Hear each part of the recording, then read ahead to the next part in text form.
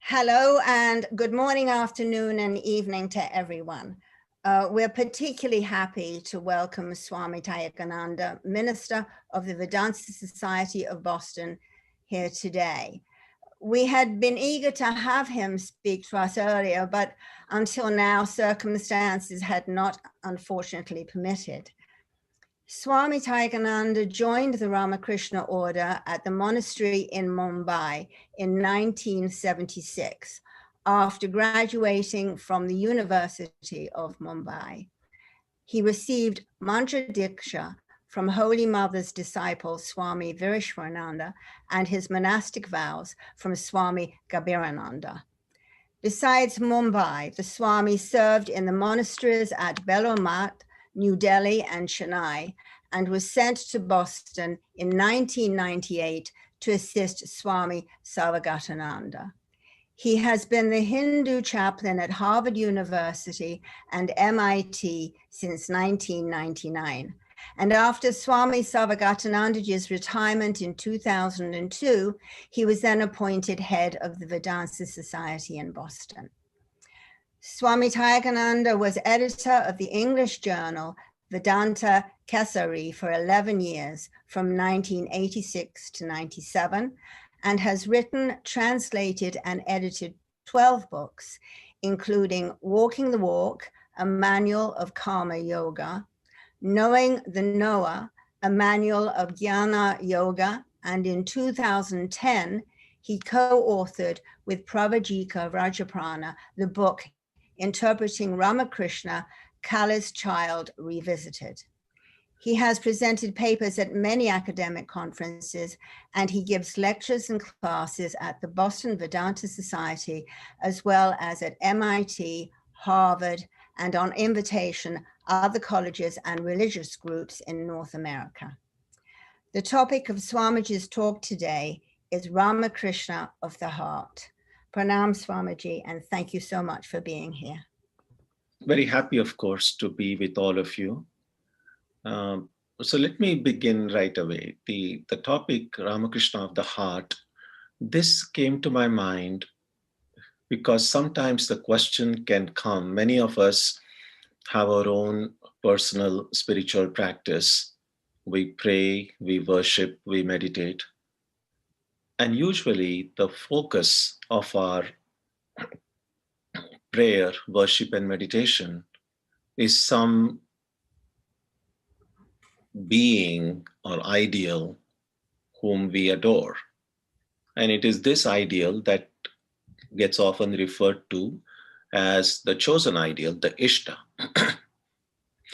So sometimes the question can come, who is this being upon whom I'm meditating every day? Who is this being to whom I pray every day? So this kind of a question can come to our mind. And this is not a new question. This question came in the mind of Vedic sages as well. We know in the time of the Vedas, the primary form of worship was making oblations into the fire. And they made these oblations into these different deities, whom today we just known as the Vedic deities, Indra, Varuna, Yama, and so on. And so in one place in the Rig Veda, there is a hymn which ends with these lines, Kasmai Devaya Havisha Vidhema. So even the Vedic sages at some point paused and asked, who is this deity? Who is this Deva to whom we are making all these offerings? So it is not unusual. I mean, it's pretty natural that sometimes we might think, who is this deity to whom I worship, upon whom I meditate? And many of us who come to the Vedanta Society, for many of us, our primary source of inspiration has been Sri Ramakrishna. And so we can ask the question, who is this Ramakrishna who draws me so often, who commands my allegiance, my love, my devotion? And so although much of what I might say today will deal with Sri Ramakrishna in particular, it also is equally applicable. The principles are equally applicable to no matter which deity or which divine figure is the object of our worship and prayer. So when we think about these personalities, these divine figures, our Ishta, we can often see them at least in two dimensions. So there is the historical dimension, and then there is a dimension which transcends the historical dimension. So historical dimension and the transcendent dimension, if you like. Now, when we think about historical dimension, we can easily think in terms of past, present, and future. So when we think about, because the historical dimension is within time, and when we think of time, it invariably gets distributed in past, present, and future. So who is this Ramakrishna? Now, the historical Ramakrishna, if we want to know clearly, we can go and learn about Ramakrishna from books. In fact, that's what we usually do. If any friend of yours wants to know about, suppose asks you, tell me about Ramakrishna, and many of us would invariably direct such a person to several of the many different biographies of Ramakrishna that are available now in so many different languages. And so when we go and read his life, we know some of the basic details of his life. The year he was born, 1836, how he passed his childhood in Kamarpukur, then he came to Calcutta, became a priest at the Kali temple in Dakshineshwar. We know all the story about his sadhaka stage, and given in much detail in Swami Sharadananda's book, The Leela Prasanga. It's translated into English as Ramakrishna, the Great Master. And we now have a new translation by Swami Chetanananda, Ramakrishna and his divine life, I believe. So with a lot about Ramakrishna that we can know from books. But Ramakrishna of history, Ramakrishna that we get from his biography, is separated from us by both time as well as space. Clearly, he lived now more than 150 years ago. In space, clearly, most of us are in different parts of the world. Very few of us are in Calcutta, at least among this, the group that we are now together here. And so he's separated from us, from both space and time. And it's always kind of the question that can come in, how can I come close to this historical figure who is separated from me by both time as well as space? And when we adore someone, when we like someone, then naturally we want to see the person. We want to get in touch with the person. I remember sometime in the early 90s, I think it was probably 90 or 91, that I first read Thich Nhat Hanh, the Vietnamese Buddhist monk, his book, The Miracle of Mindfulness. And it was amazing. I was so inspired by that book. I really enjoyed reading that book and really learned a lot from it.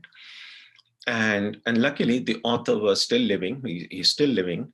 And I was like, oh, it would be so good if I can actually meet the author of this book. And I was in Chennai in southern India that time. And it so happened that some 6 or 7 years later, I believe it was in 96 or 97, I suddenly heard Thich Nhat Hanh is visiting Chennai and actually would be giving a retreat at the Theosophical Society there. And so I just wanted to go and see him. I didn't know anything about him except this little book that I had read. And there was also, I must admit, a little bit of fear, if you like, because the book itself was so inspiring. And I had developed a certain kind of an image about the author in my mind. And I thought, when I actually meet him, what if my actual meeting with him wouldn't match with the kind of a mental image I had in my mind about the author of the book. So it was with some trepidation that I went. And he was wonderful. He was very generous. He welcomed me. In fact, he welcomed me, although I had not registered for the retreat. It was pretty expensive also, but he welcomed me to go and be with him every day. Invited me over for lunch. We had lunch together. So it was a great experience. And most importantly, I was very happy because the way I had thought about him when I read the book and the person that I met, it somehow synchronized, it matched, and it made me very happy. So that's what I mean. So we have read books on Ramakrishna, we have thought about him. And so it's natural to kind of feel, I would like to meet him.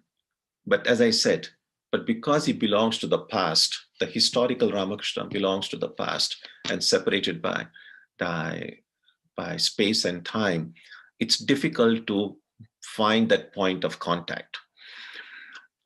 Now, if we come from the past to the present, so we know that in some way, in some form, Ramakrishna is present even today.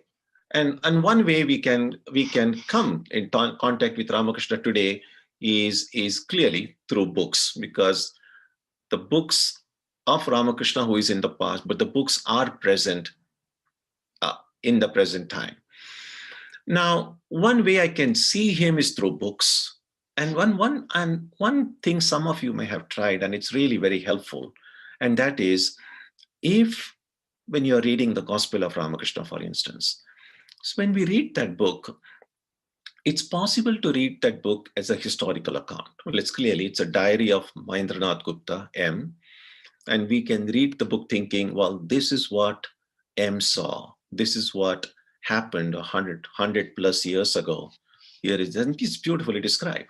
The room in Dakshineshwar, and now Sri Ramakrishna sat and surrounded by the disciples and devotees, and this is what he said to them.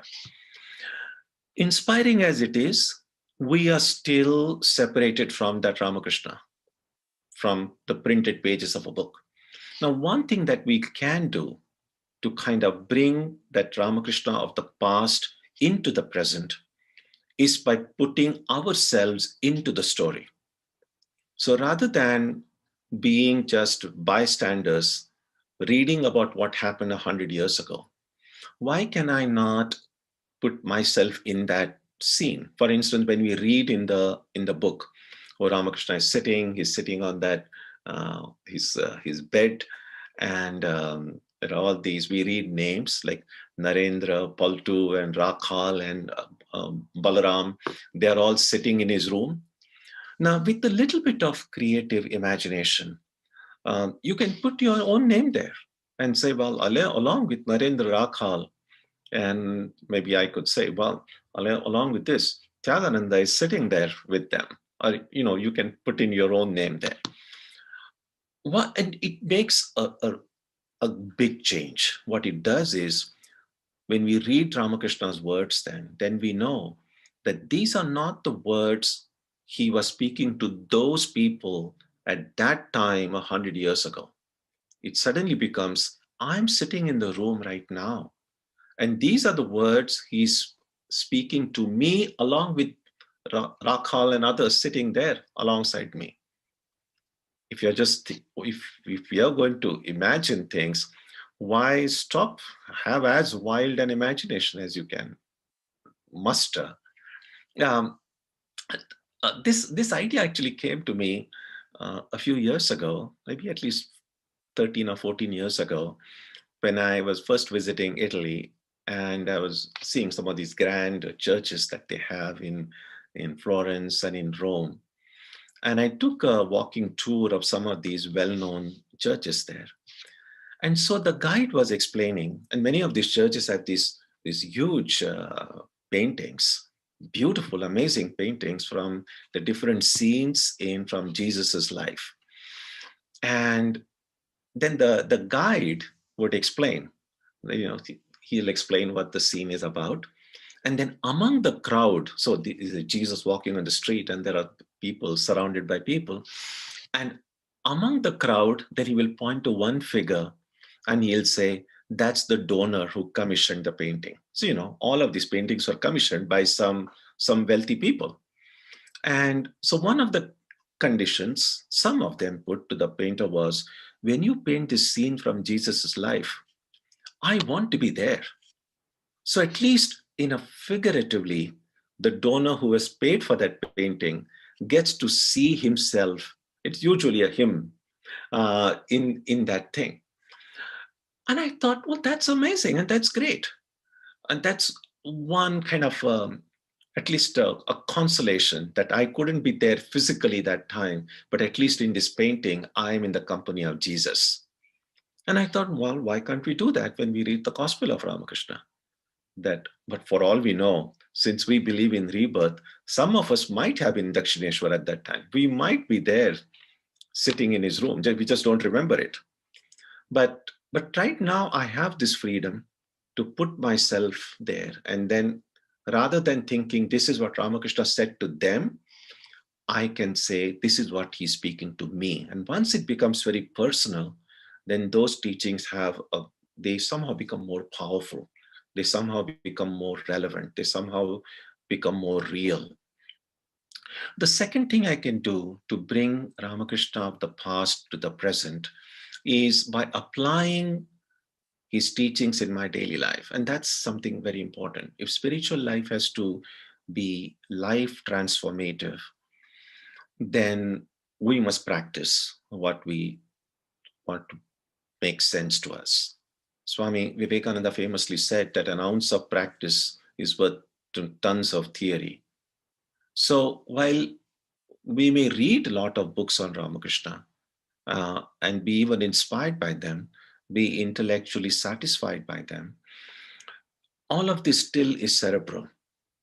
This will not change our life unless and until we make an effort, however imperfect that effort may be, no matter how often we fail in our struggle, but at least we try to put these teachings into practice. So take a simple teaching such as Sri Ramakrishna when he says, be truthful. That being truthful is the tapasya for Kali Yuga. Now, of course, we totally agree with it. It makes complete sense. But going beyond intellectual assent of how wonderful that teaching is and how true it is, then it gives me a chance to look at my own life and then say, waking up in the morning until I go to sleep, how often am I holding on to this simple, basic austerity for Kali Yuga of being truthful? How often I just indulge in falsehood, not necessarily always to deceive anyone, but sometimes we might think, oh, this is just a harmless lie. So we can become aware of that. And if we consciously then try to say, this is how Ramakrishna wanted us to live. This is what Holy Mother wanted us to live. And I'm going to try to make a conscious effort. Now, even if I'm successful in practicing even 1% of what they wanted us to do, we will already find a big change coming in our life. And then that change will be so positive, so wonderful, so uplifting that we will not remain then satisfied with just 1% of following. We would say, I want to do more. I want to do more. So that's a second way we can try to bring Ramakrishna into the present. He's teaching about the harmony of religions. It's not enough to say, oh, I believe all religions lead to the same goal. Correct. I mean, that's perfect. But does that insight free me from the prejudices, the inbuilt biases that I have towards some of the traditions? Do I truly, when Sri Ramakrishna says God is the mother, that God is our own, well, if God is our divine parent, then do I really see everyone as my own brother and sister? I may not succeed, but am I even making an effort to do so? When Swamiji spoke at the Parliament of Religions, and he began his first address there saying, "Sisters and brothers of America." It was not the words themselves. We can say sisters and brothers. I remember some years ago, I'd gone to Milwaukee, I think, and so they had an interfaith gathering, and I was invited to give a keynote address. And so I mentioned this about Swami Vivekananda, how he spoke his sisters and brothers of America, and how everyone were thrilled, and this standing ovation he got. And then I said, if I say something like that, nothing is going to happen. I said, "Sisters and brothers of Milwaukee." And there was like silence.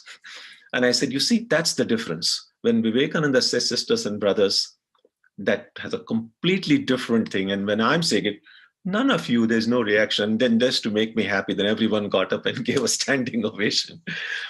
But the point is, it's not the words themselves.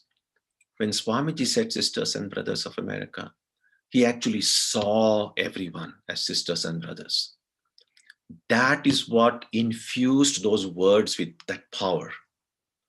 Otherwise, we all know politically right things to say. Oh, we are all brothers, we are all sisters. It doesn't move anybody, because we are not really seeing everyone as children of God. In order to see others as children of God, I must see myself first as a child of God. The more I succeed in seeing myself as a child of Ramakrishna, as a child of Holy Mother, then you meet other people. Forget about other people, at least whenever you visit the Vedanta Center or whichever spiritual community you are a part of. At least even within that small community, as long as you are visiting the place, are you able to see the assembled members of the community as children of Holy Mother? The more we try to put that into practice, you will see even the community become very powerful. There is more love, there is more power. It helps to sustain and support one another's spiritual practice. So by trying to live according to the way Ramakrishna wanted us to, we are not only benefiting ourselves, we are also benefiting the community, the spiritual community of which we are a part. And a third way we can see Ramakrishna into the present, bring the Ramakrishna of the past into the present, in seeing how his power is manifesting in the world around us. It's manifesting in a big ways, you could say, through some of these organizations which are founded, inspired by him. The Ramakrishna Order and its centers, the Vedanta societies in the West, the Ramakrishna Ashramas and the Ramakrishna Mission in India and in many parts of Asia. You see, Swami Vivekananda once said that this is the living form of Ramakrishna. So it's possible to see the amount of good work that is being done, inspired by Ramakrishna in not only the spiritual field, but also in medical field. I mean, after this, the pandemic hit, our centers in India did amazing work. There was this lockdown in India. Many of the centers there, they brought food and everything. So there's a lot that you can do as an organization, which it may be difficult to do in that larger scale as individuals. Now, what had made this organization possible? It is the living power of Ramakrishna himself. So one other way we can see that Ramakrishna of the past, who may seem separated from us by time and space, is present amongst us through these organizations. And of course, through the power of specific people we might know in our life, people whose lives have been inspired by Ramakrishna, who live that way. So in your spiritual communities, if you have met people, both monastic as well as lay, who have led their lives, practicing their spiritual disciplines, trying to help people who are in need as much as possible, trying to live according to the way Ramakrishna, Holy Mother, Swami Vivekananda, and all these great ones have inspired us to live. Then through them, through their life, through their inspiration, Ramakrishna suddenly then comes into the present moment. So now, these are some of the ways Ramakrishna of the past can come into the present. Now, the next thing we can do is, how can I bring Ramakrishna of the present into the Ramakrishna of the now? Because Ramakrishna of the present has come closer than the historical Ramakrishna who was in Kamarpukur and Calcutta in the 19th century. He's come a little bit closer now, but we want him to come even closer. I mean, that's what love means. The moment we love someone, we want it to come closer and closer and closer. That's why it is said, true love leads to unity. And how can we then bring this Ramakrishna who has come into the present into the now, right now? And that's the kind of a meeting point between the historical dimension and the transcendent dimension. The only way Ramakrishna can come, not in a kind of a generic present tense, but right into this present moment, is through meditation. And what does meditation on Ramakrishna really mean? Among some of the things that we are all aware of is the advantage those who meditate on Ramakrishna have is that he is one divine figure that's been photographed. And that's an advantage in some sense, because the other divine figures that we have to sometimes depend on the artist's conception of how they may have seen, or the descriptions that we find in books of how their physical appearance was. In the case of Ramakrishna, we don't need too much imagination. We don't have a lot of photographs from different angles, but at least we have at least 3 or 4 good pictures which help us visualize how Ramakrishna may have looked. So that's an advantage. The disadvantage is that we might, if a certain photograph or a certain image of Ramakrishna resonates with our own head and heart, we might, if we are not careful, make the mistake of then meditating on that photograph, or meditating on that picture, or meditating on that image, that murti. That would be a mistake, because the object of our meditation is not the photograph. The object of our meditation is not a murti, not an image. We are meditating on the real living presence of Ramakrishna. And this is important. It's like when you look at a picture of a mango, that can remind you of a mango. And that's great. And it's a beautiful photograph. You might want to even, I haven't seen anybody who have framed a picture of the mango, no matter how much you love your mangoes. But a picture of a mango will remind you of the real mango. But you can't eat the picture. If you eat the picture, then it's going to be pretty tasteless. But to eat, you need a real mango. So a photograph of Ramakrishna or an image of Ramakrishna can remind us of the real living Ramakrishna. But when we meditate, we are not meditating on the photograph. Don't try to visualize the photograph. Don't try to visualize that image. Visualize a living, breathing Ramakrishna. And that's how, as I said before, if we have practiced putting ourselves into the gospel of Ramakrishna scenario, if we have mentally gone and sat in Ramakrishna's room, visualized him sitting there giving his teachings, that's a form of practice. That's a form of meditation in itself. But that would help us that recognize that when I'm meditating on the Ramakrishna who is before me, who is with me, who is within me, who is right inside here. So we have to meditate on the real Ramakrishna. And oftentimes we are told that we should meditate in the heart. And we generally have a sense idea about where and what we should do. But sometimes it can be very confusing, especially in the beginning of our meditation practice, and these are the questions sometimes may have come to our minds. It's certainly been asked many people have asked me that over the years, is like how to visualize Ramakrishna in the heart. I mean, there really isn't much place there. First of all, it's just filled with blood and just such a tiny little thing. And so clearly, it's not the physiological heart that is meant. There is really nobody can sit there. In fact, if something else is there other than what should be there, we are going to be in deep trouble. So we really don't want anything else there other than what should be there. So it's clearly not the anatomical heart. But then we have another heart within us. And that's the heart as a seat of emotions, a seat of feelings. We know that when we feel very emotional, when you're overcome, we just feel something happening here. And sometimes you'll say, I touch my heart. And then when we say, with a heavy heart. So when we use the word heart, we are not always referring to the physiological heart. It's often heart is the seat of emotions.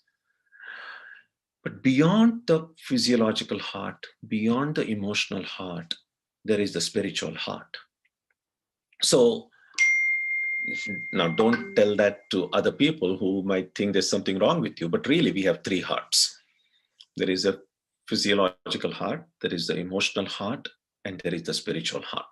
Now, all of these three hearts are more or less in the same area.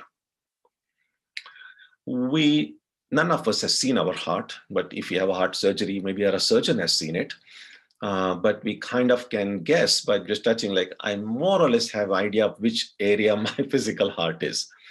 And the emotional and the spiritual heart are in the same area.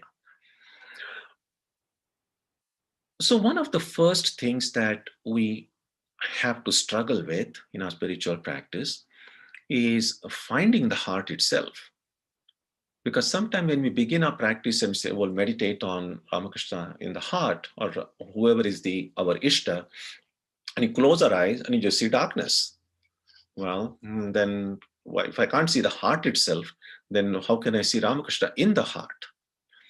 And so the first challenge always is to locate the heart. And that is why the 4 yogas that Swami Vivekananda, who categorized all spiritual practices into these 4 different pathways, whichever of these pathways or any combination thereof, which it's very helpful practice in purifying the inner being, which makes it easier then to locate the spiritual heart. And so one of the first genuine spiritual experiences people have is not so much about Ramakrishna himself in the beginning, but it's the location of the heart. And when you kind of touch this part of being, it just seems like a very tiny space. But the spiritual heart belongs to a different dimension altogether. So once we kind of have some glimpse into that heart, we see that it is huge. We don't have to have a miniature Ramakrishna, kind of compress Ramakrishna to the size of this area to see him there.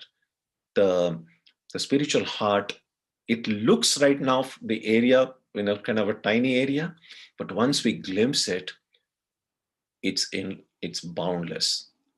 You can see galaxies can fill into it. It's huge. And therefore, once we get a glimpse into it, we then over time, gradually, in the beginning, it might be a kind of a creative imagination of your Ishta, glowing form in the heart. But there are 2 kinds of imaginations: imagining the imaginary and imagining the real. So if you are imagining the imaginary, you can do it for 1,000,000 years, nothing is going to happen because it's imaginary. But if you are imagining the real, it may begin with a kind of imagination, but because it is imagination of the real, that imagination will, over time, will all other conditions are fulfilled, becomes reality itself. So when we try to imagine the presence of Ramakrishna in the heart, we should do so not with the idea that I'm just this is just dependent on my imagination, that he is there, but I'm trying to see him. And then eventually, we will find. And there is no a fixed blueprint about how it will happen in everyone's life. Everyone has a very unique story about how it happened. But when it happens, sometimes it could be apparently for a fraction of a second or maybe a few seconds. But when that happens, our faith gets strengthened. We know then that all of this was not simply an imagination, that there is something real there. Swami Vivekananda said that he put it in a very interesting way. He said it's good to be born in a church, but not to die there. What he meant was that our spiritual journey begins with faith, begins with hope. But yes, until we have had a spiritual experience, faith is all that we have. Shraddha is all that we have. Shraddha is all that will hold us to the practice. But once we get that experience, our Shraddha, our faith gets so strengthened, then we don't need to imagine anymore after that. Then we just know he's there. And so one of the challenges is when I try to see the divine in my heart, I should begin with the strong faith that the divine is there, Ramakrishna is there.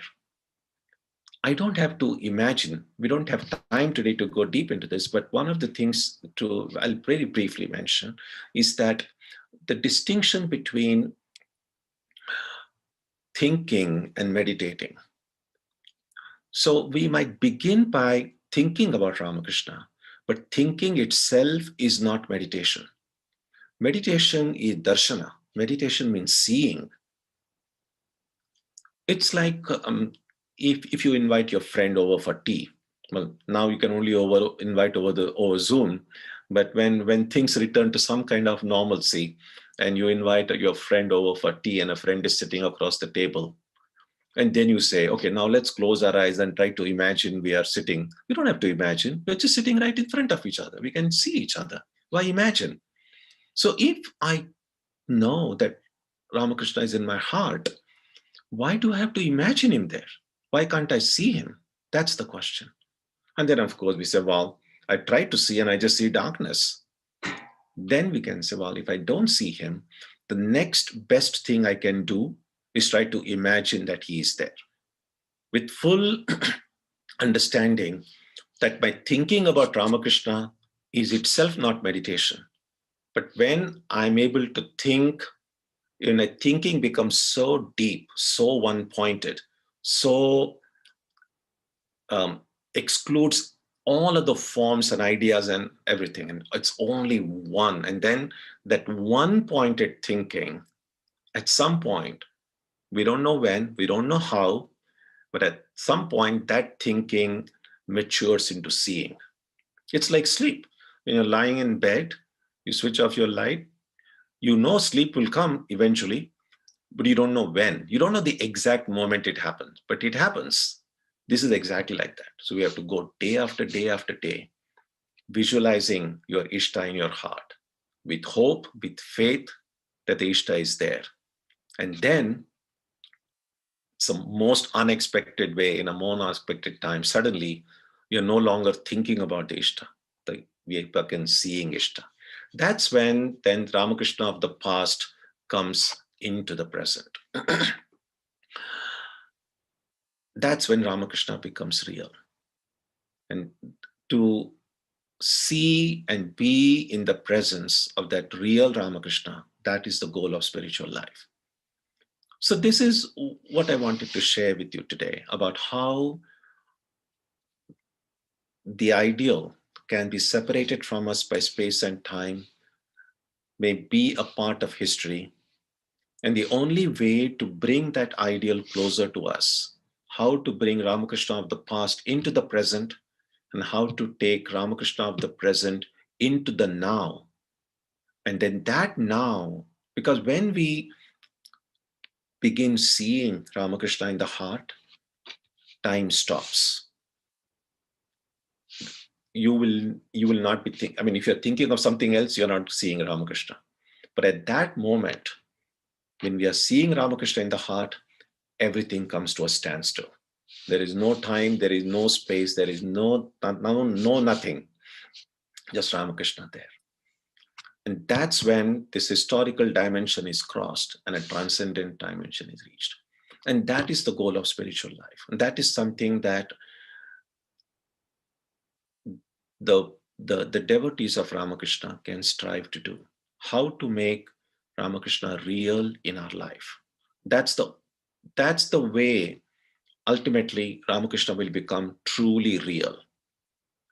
Not simply, we don't remain then connected with Ramakrishna simply through our emotions or simply through our intellectual understanding and conviction.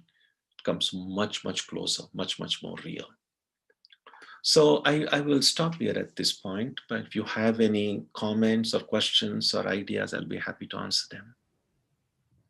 Maharaj, there are a couple of questions in the chat. One from Sri Samratkar. Yeah. Can I visualize and see Sri Ramakrishna and Ma Bhavatarni together? Having two Ishtas like that, will it be distracting? Well, I think best person to consult in these matters would be your own guru. And then whether it's distracting or not, probably you will know from your own experience, I think that's pretty much most I can say in general terms. Yeah. Maharaj, there's a question from Dr. Long. Yeah. Can you speak about how you first encountered Sri Ramakrishna? Me? Yes, Maharaj.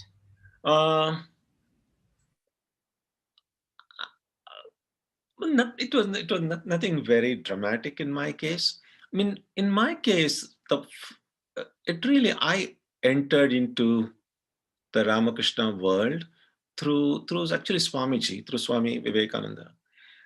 So as a student, when I was very young, when I was 9 or 10 years old, my mother had gone on an all India pilgrimage with her mother, that is my grandma, and there was a package tour called Bharat Darshan, which took them to all the 4 Char Dhams and all of that.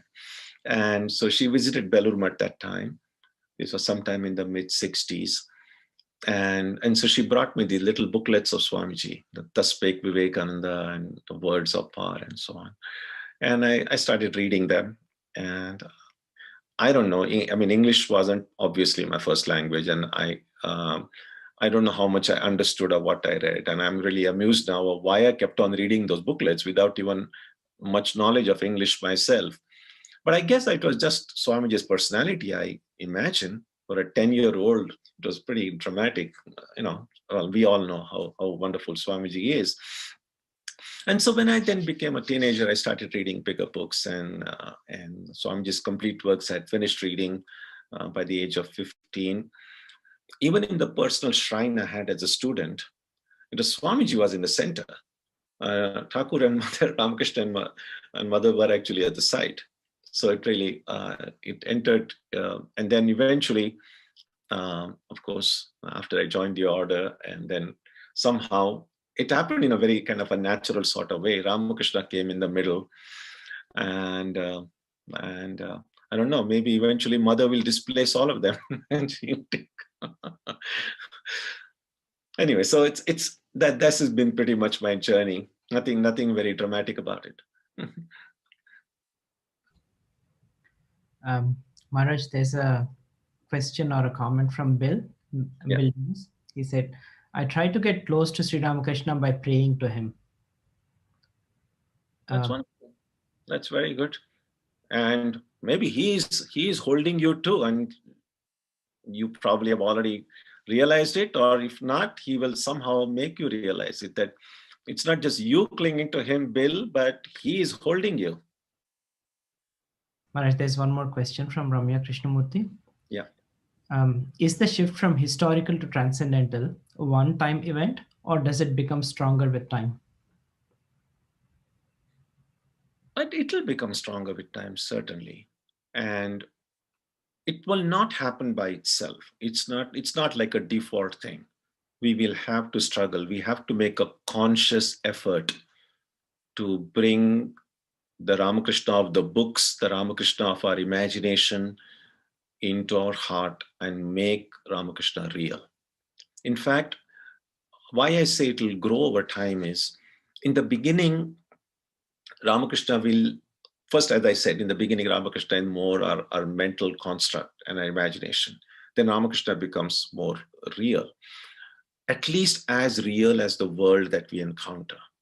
And then when we continue this, we begin to see that the divine becomes more real than even the world that we see on a daily basis. The world then just becomes just a shadow, and then God alone becomes that ultimate reality. And so depending on how consciously, how intensely we pursue this, the change will occur.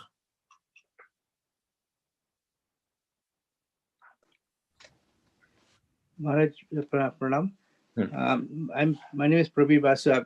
I was initiated many years ago, not in the Ramakrishna order, but then about maybe 20 years ago, at our house, Thakur, and there was always this picture of Thakur and Ma, and in the shrine and all that stuff.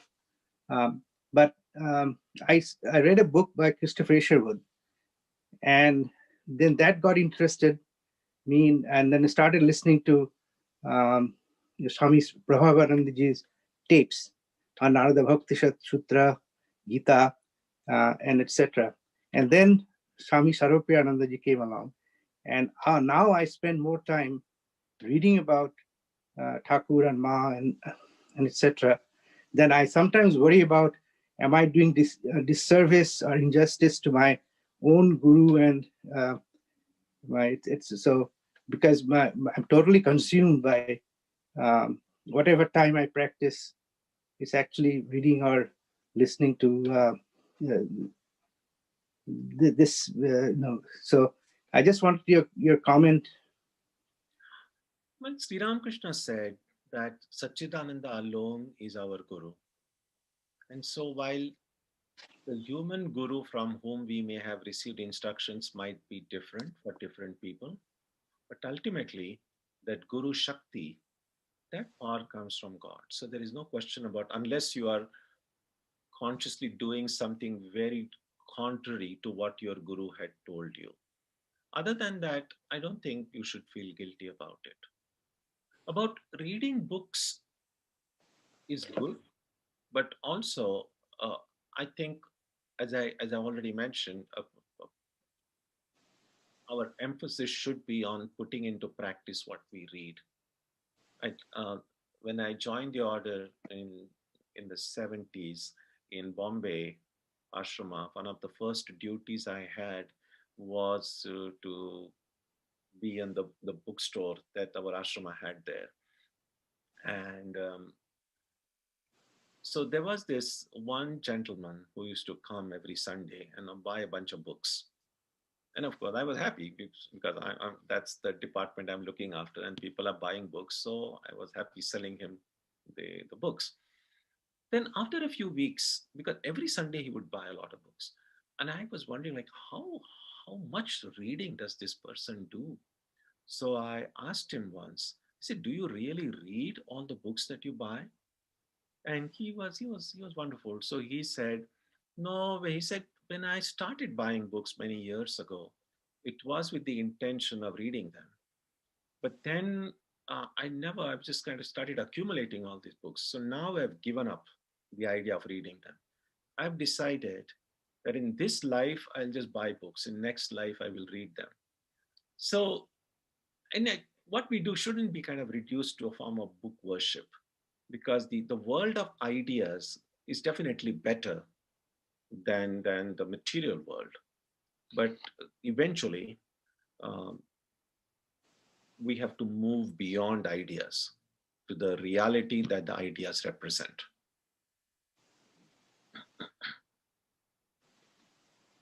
Thank you, Maharaj.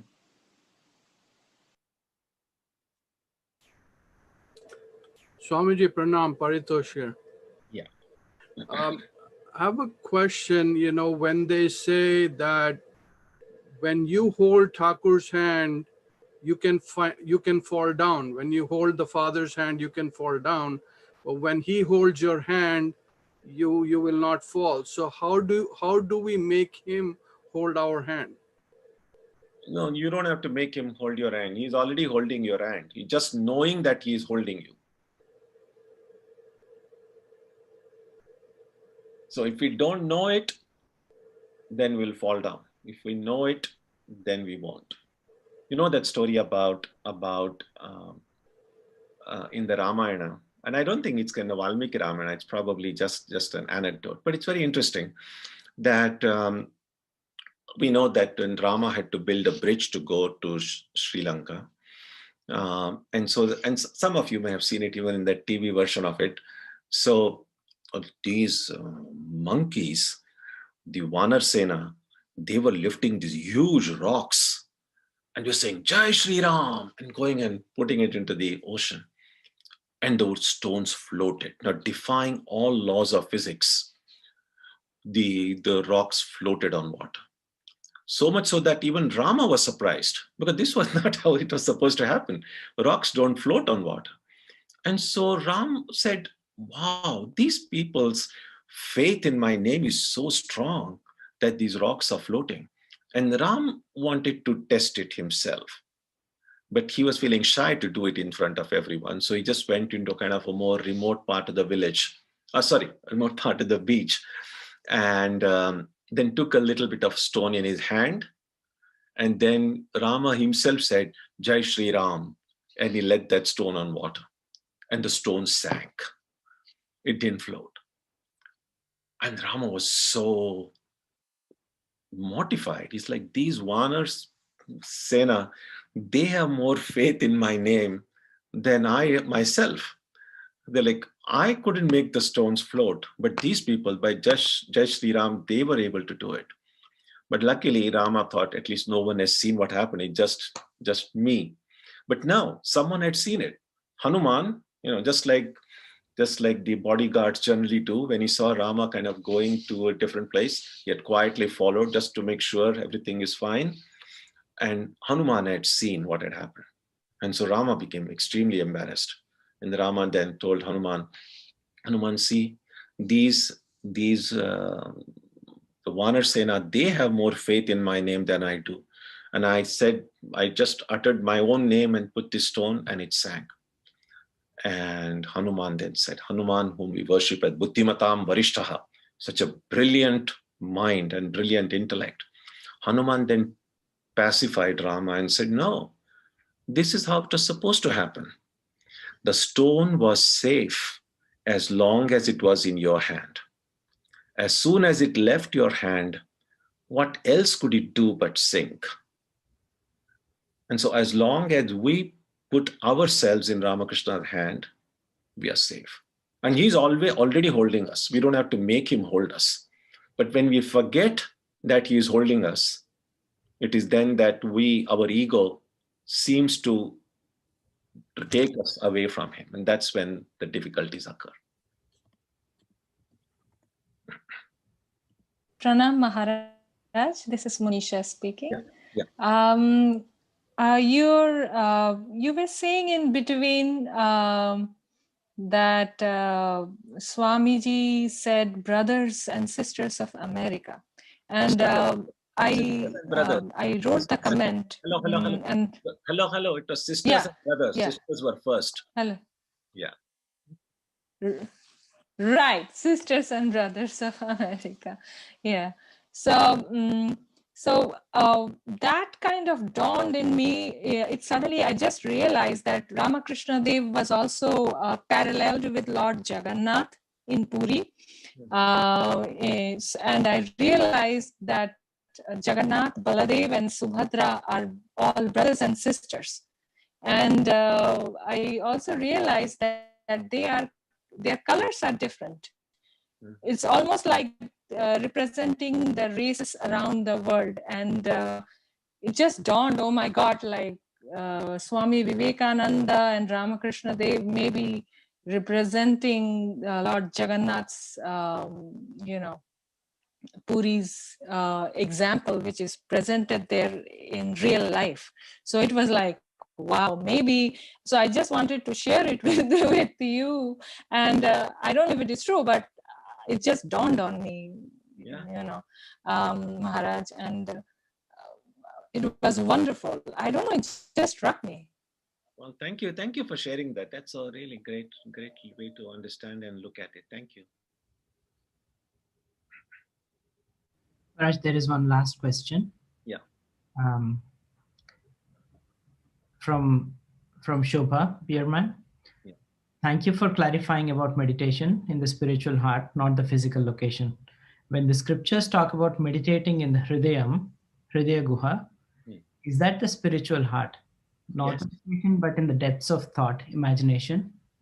Yes. So when you find the word Hridaya in most places in the Upanishads, it is referring to the spiritual heart. But Srinivas has a question. Yeah. Yeah, Pranam Swamiji. Yeah. And yeah, I just have a question. Swami Vivekananda had said that there is no difference between personal God and impersonal God. So could you please explain this? No what? No difference between personal God and impersonal God. I mean, God is one. The reality is one.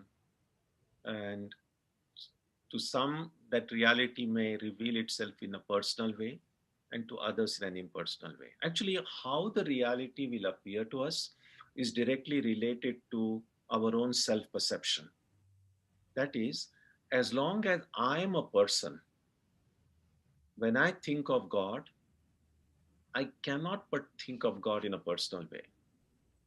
The problem is, somehow this idea has become popular that impersonal is somehow better, superior, higher than personal. And of course, everybody would want something superior and better. So people then want to think, oh, I don't believe in personal God. I'm into impersonal thing, which kind of sounds great. The problem is, I cannot, the impersonal God cannot become real to me as long as I'm clinging to my own personality. As long as my own name and form are real to me, that's just the way the mind is programmed. As long as forms and names are real to me in my personal way, I cannot but think of that divine reality in some form. In fact, Swami Vivekananda himself often, he in fact mentions in one place that what is our notion of impersonality? When people say, well, God is infinite. Well, infinity is just a word. You try to visualize infinity, the most you can think about is some vast expanse of the sky or the ocean. That's not infinite. You're still visualizing something. You're still having some kind of a concept, an idea, but that's not infinity. So even when we think about the impersonal, we have kind of made it personally, or we're still using ideas and concepts. And so my personal feeling in this matter is that these are just two different modes in which the divine might become real to us. Neither of them is higher or lower, because God transcends both the personal aspect as well as the impersonal aspect. That is why Sri Ramakrishna says in one place that, well, God is, someone asked him, God is with form or without form? And he could have said, well, God is without form.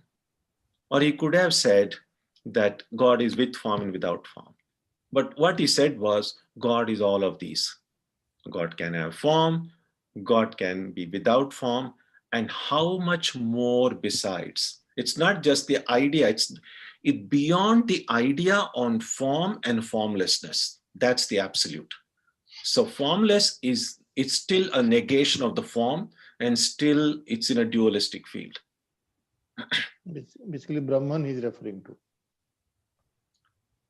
Yes, well, okay, you could say that. I mean, what I'm saying is, what my point is, as long as you can give some name to it, it's still not it. The transcendent, beyond form and beyond formlessness, cannot even be named. It's That's the right. one who should not be named. Named, cannot be objectified. Thank you, Swamiji. Thank you. Yeah.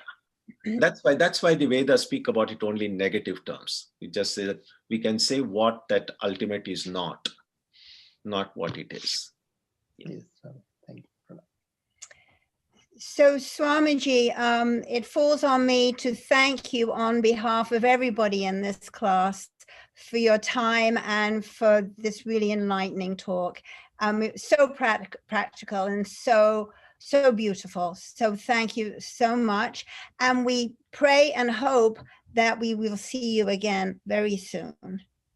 Pranam, Swamiji. Thank you. Great seeing you all, and may Sri Ramakrishna, Holy Mother, and Swamiji bless us all. May our hearts be filled with their grace so that we might see and experience that reality in this life itself. Om Shanti Shanti Shanti Harihi Om Tat Sat Sri Ramakrishna Arpanamastu.